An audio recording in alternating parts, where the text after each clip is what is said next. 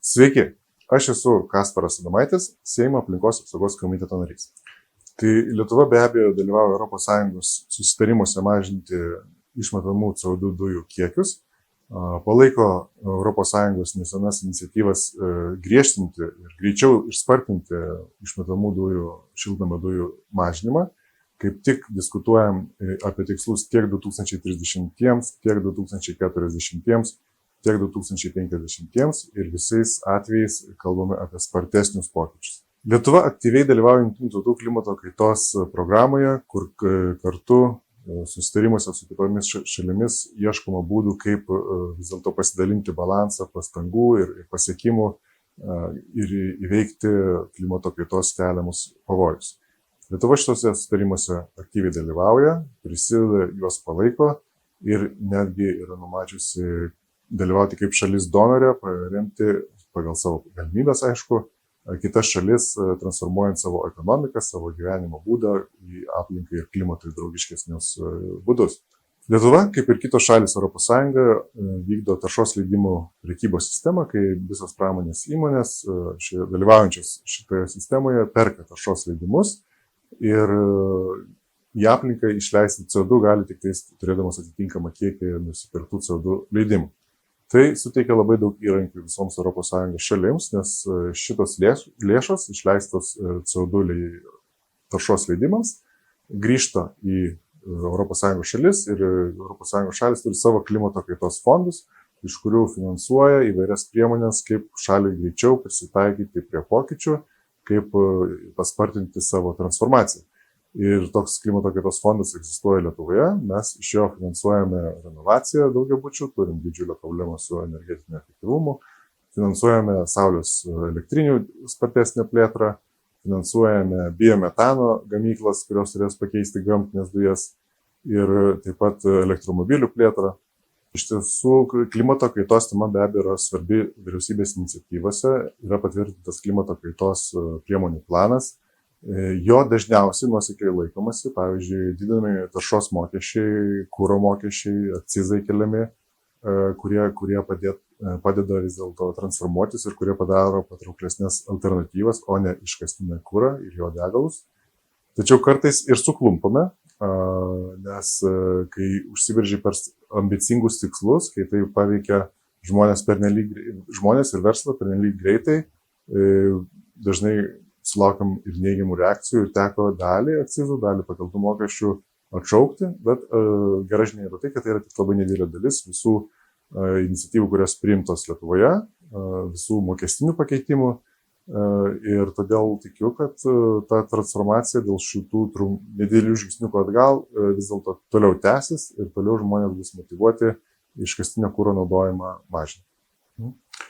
Tai be abejonės verslas ypatingai ir žmonės bendrai yra susirūpinę vis dėlto tom nelygiavertėm veiklos sąlygom, kai šalis, kurios nesilaiko ES prisimtų tikslų, ambicijų, gali gaminti produktus ir juos tiekti netgi ES su lengvesnėm sąlygom, pigiau ir konkuruoti vietinius produktus, kurie yra pagaminti laikantis ES išsikeltų tikslų, laikantis energetinių visokių standartų ir kitų reikalavimų ir kurie gaminami klimato kaitai jautrių atžvilgių.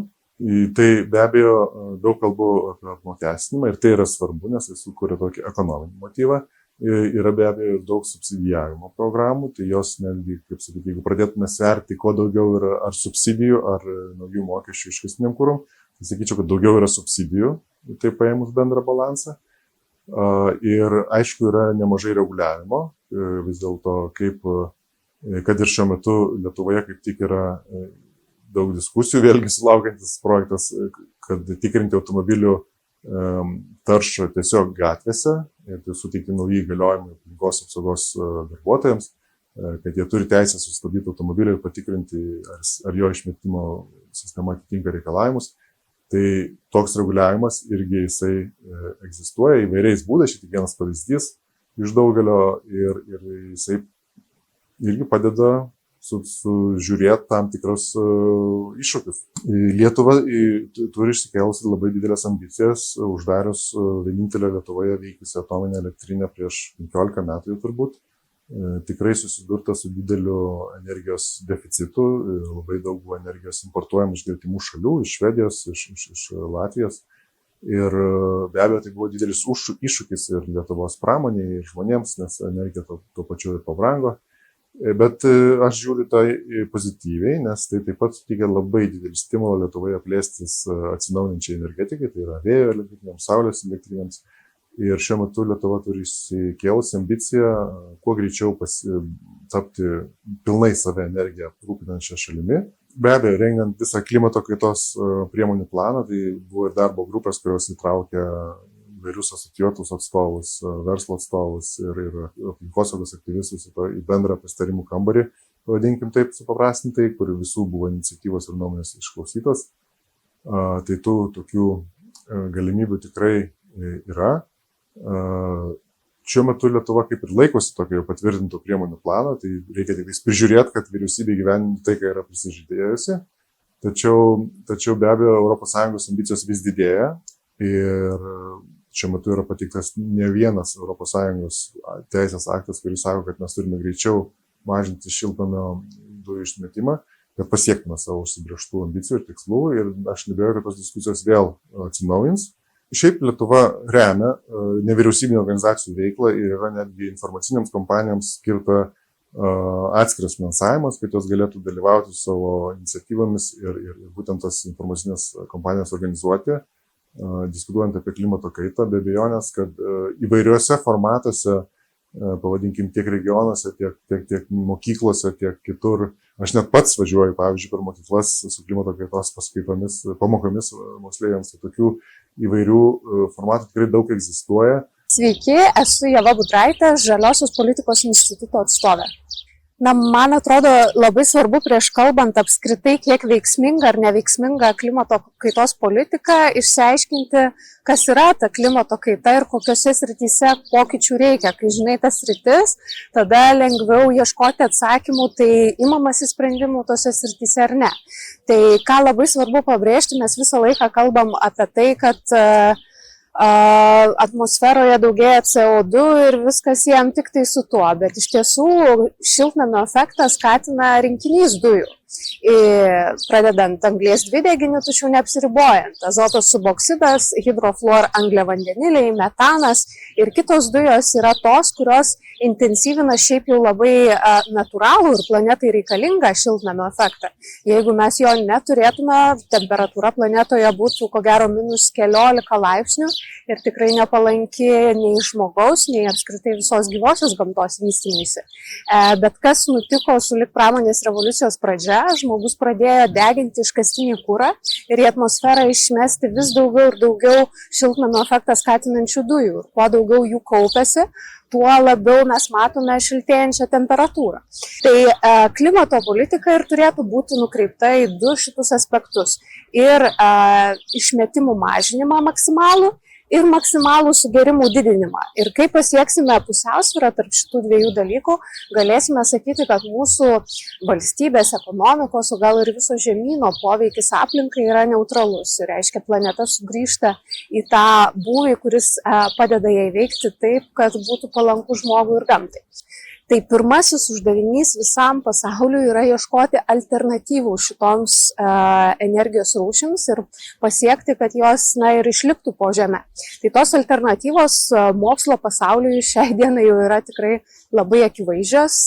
Saulės energetika, vėjo energetika, tai yra šaltiniai, kurie iš principo neišsenka ir kuriuos mums reikia tiesiog įdarbinti. Ir tas jų įdarbinimas palieka tikrai ženkliai mažesnį pėdsaką negu tas, kurį padaro iškastinis kuras. Tai ir mūsų vyriausybė ir valdžia ieško būdų, kaip tą perėjimą prie švarių energijos rūšių užtikrinti. Lietuvos valdžia ilgą laiką tikrai daug skiria finansavimo tam, kad būtų įdiegtos biokuro arba kitos šildymo sistemos, kurios aprūpintų individualius namų ūkius švaresne šilumą. Kol kas paskatų šitoms naujoms statybos priemonėms diegti taip tiesiogiai nėra, bet be jokių abejonių jos atsiras kartu bendrai su visa Europos žaliojo kurso politika, su anglies pasienio koregavimo mechanizmu arba vadinamoju anglies muitu, kuris taikomas medžiagoms įvežamoms į Europos rinką, apmokestinant papildomą muito dalimi, kitaip tariant, jos išbrangs ateityje ir tas pereimas prie ekologiškesnių medžiagų turėtų natūraliai tapti prieinamesnis rinkai ir labiau taikomas. Tai pastatai, statybos medžiagos yra ta viena iš sričių, į kurią fokusuojamasi ne visai sėkmingai, bet bandoma tą daryti. Kitas sritis yra transportas. Tai yra mūsų kelionės ir mūsų prekių kelionės ir kaip mes aprūpinam tas keliones. Kol kas Lietuvoje tai yra sritis, kurioje tarša per eilę metų visiškai nemažėja, priešingai ji tik tai auga. Ir kodėl taip yra, vėlgi priežasčių tikrai nemažai. Viena iš jų, kad Lietuvoje mes vis dar neturime adekvataus, drįstu taip sakyti, taršos apmokestinimo. Ir būtent ši vyriausybė mėgino tą padaryti, mėgino pasiūlyti automobilių taršos mokestį, kuris būtų susietas su tuo, kiek daug degalų vartoja automobilis. Kaip žinia, kuo automobilis didesnis arba kuo jisai savo amžiumi senesnis, tuo daugiau degalų jis vartoja ir tuo labiau tas mokestis jam būtų išlaikyti didesnis. Tačiau visuomeniai tas neįtikino, tas visas mokesčio dizainas visuomeniai nepasirodė priimtinas, žibalo įpylė ir politikai, kurie mėgsta užsiimti populizmu, ne pasakydami A, bet nutylėdami B.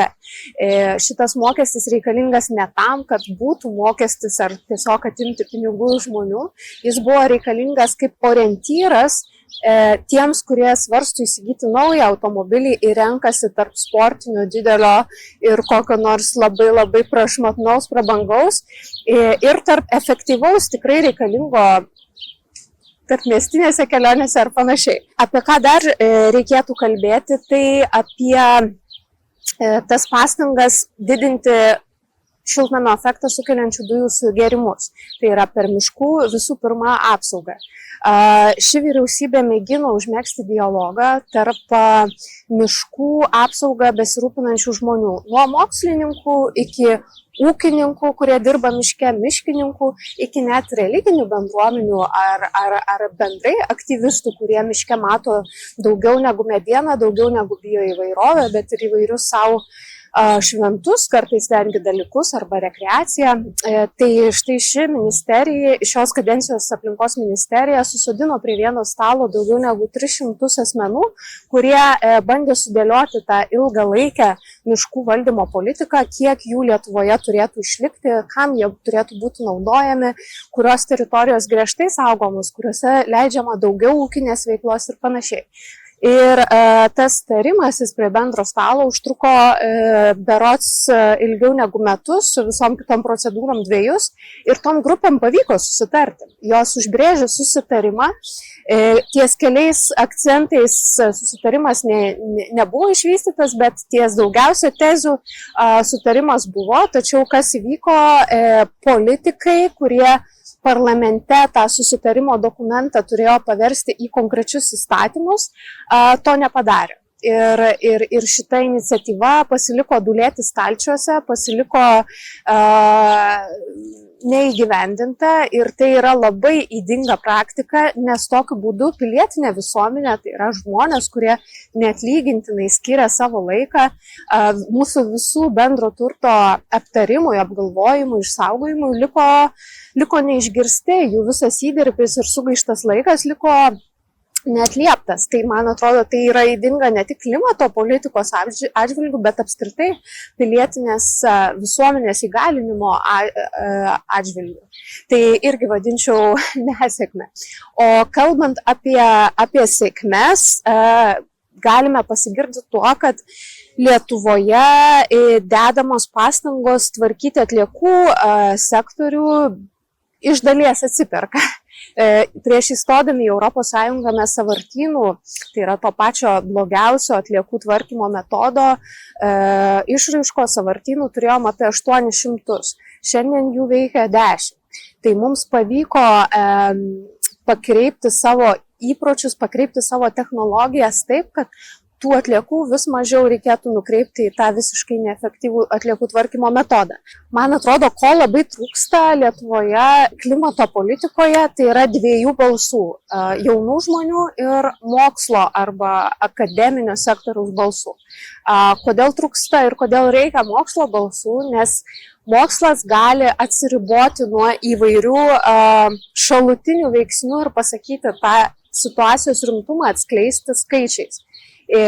O situacija iš tikrųjų yra beprotiškai rimta ir mes jau esame peržengę daugybę deadline'ų, kurie mus įpareigojo stabdyti esamą vartojimo mastą, bet mes vis dar pasiduodam tokiom įvairiom labai trumpo laikotarpio perspektyvom ir nematom paveikslo iš ilgesnio laiko požiūrio. Tai mokslininkų balsas, man atrodo, padėtų spręsti šitą, bet jis kol kas nėra itin girdimas ir išklausomas. O kodėl reikia daugiau jaunimo balsų čia? Tai dėl to, kad būtent jauni žmonės ir bus tie, kurie gyvens toj ateityje, kurių vaikai gyvens toj ateityje, kurią lemia šiandien priimami sprendimai Seime, vyriausybėje, ministerijų kabinetuose ir panašiai. Tai kaip tą jaunimo balsą įgarsinti, man atrodo, apskritai reikia ugdyti demokratinę kultūrą kaip tokią, kad mes gerbtume jauną žmogų nenuvertindami jo, sakykime, nuomonę kaip nepatyrusio ar panašiai, bet žvelgdami į jį kaip į pilietį, kuris turi teisės ir kurias mes privalom užtikrinti lygiai taip pat kaip ir kitų žmonių ilgalaikį perspektyvą. Ką jaunimas galėtų daryti, kad aktyviau dalyvautų sprendimų priėmime, tai man atrodo reikia jokių būdų nebijoti reikšti savo nuomonę ir tais būdais, kurie kartais reikalauja iš mūsų drąsos arba savikomforto ribų peržengimo. Lietuvoje vis dar nepakankamai išsiplėtojusi protesto kultūra, į įvairius aktyvistų renginius tikrai nesusirenka tiek žmonių, kiek realiai rūpėtų žvelgiant platesnių mastų. Tai eiti į gatves, nebijoti rašyti laiškų, raštų, nebijoti renginiuose, kelti ranką, sakyti savo reikalavimus, nebijoti asmeniškai parašyti sprendimų priėmėjams, ar tai būtų Seimo narys ar ministras. Kiekvienas esam iš tikrųjų lygus, kiekvienas gyvenam tame pačiame mieste ar toje pačioje valstybėje ir tikrai tų būdų susisiekti vienam su kitu yra ir kartais tu net negalėtum pagalvoti, kaip viena paskleista žinutė arba iškeltas klausimas, kokį domino efektą gali sukelti. Galbūt jums ta idėja atrodo naivi, kvaila ar nepakankamai solidi, bet ji išgirsta kito žmogaus, ypač esančio galios arba sprendimų priėmimo pozicijoje, gali jam išprovokuoti visai kitą idėją ir nuvesti prie pokyčių, kurių reikia mums visiems. Tai tiesiog raginčiau nebijoti reikšti savo nuomonę, nebijoti bendrauti, bendradarbiauti ir kreiptis.